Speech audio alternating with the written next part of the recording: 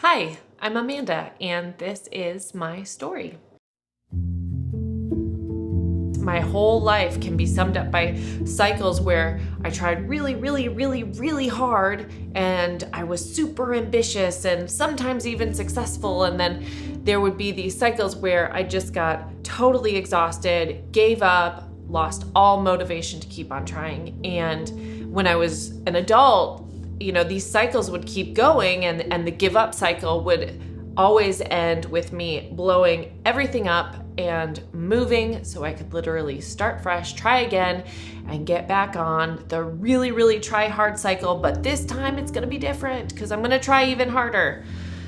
So it was all because I tied my worth and my value and my lovableness to my output, to the external things that I did.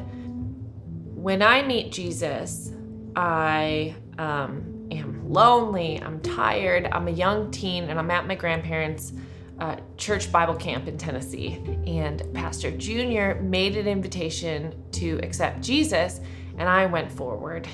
And I didn't understand everything, but I understood that Jesus, even though I was irrevocably broken and could never make myself good enough, and even though I didn't feel like I had anyone in my life who knew me or loved me, that he loved me, that he died on a cross to remove all my brokenness forever, and that I never had to be lonely again. And I was a child of God in that moment. But I went home to a family where Jesus wasn't at the center, and the habitual cycles of trying really hard and then the cycle of giving up, that was all so ingrained that nothing really changed in my life. So fast forward, I'm married, I'm actively following Jesus, I'm learning and growing in his word. His Holy Spirit is changing me at a speed that I'd never experienced before. And then I had my fourth child, and then COVID hit. So with COVID, my job moved inside of my house and the work quadrupled. I had 4 kids. I had no break. I really had no friends since everyone else was locked down like me and struggling. And I had to do everything possible to keep my head above water, both at work and at home. And don't get me wrong, at first I was so exhilarated and excited. I was like, yes, I'm good in an emergency, and God placed me here for such a time as this. I can do this. But something else that happened was that with baby number 4, my hormones were going wild. So I had hormones, adrenaline, exhaustion, and this habitual mindset and cycle of shame that it became the perfect storm. I remember thinking I should kill myself, that it was no use, I couldn't do it anymore, I was giving up, that was it. And then I remember looking up and looking at myself in the mirror over my dresser on the wall, and I was so disgusted with myself. That me, a mom of 4 and someone who had been so materially blessed in so many ways, and a Christian leader, no less, could be so stupid and selfish and could have thoughts like this. And so I just piled more shame on myself.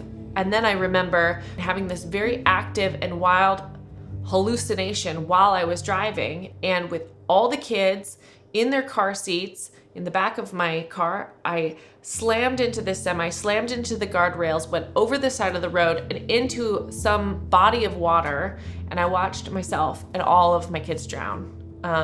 This was very vivid, it was very dark, and it was very real. And that was the big red flag for me to say, okay, I need to get some help. So I went to a counselor and a doctor, and first, I decided that I would try to work my way to better. I could read the books, go to therapy, try really hard, and get better.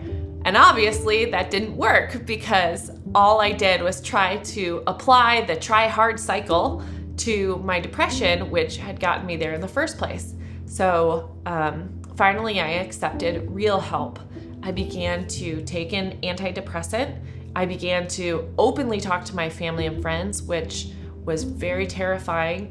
I still struggled with loneliness. I still struggled with depression, but I was doing something that I hadn't done before, which was resting.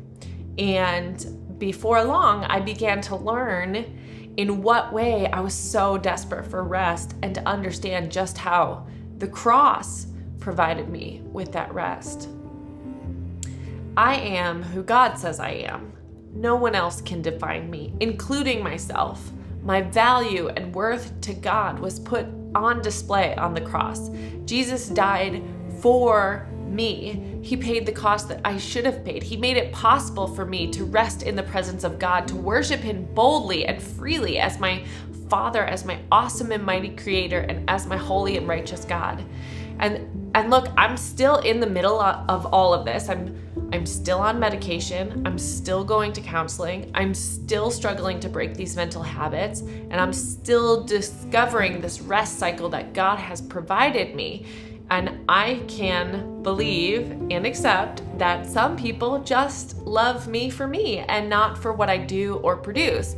I can believe and accept that I am worthy and valuable and lovable because God says I am. And I'm not about to pretend that I'm smarter than God and He got that one wrong when He decided I was valuable. My struggles have given me the greatest gift, which is knowing God more deeply and His love for me. It's monumental and transformational, and it's the only thing that can heal.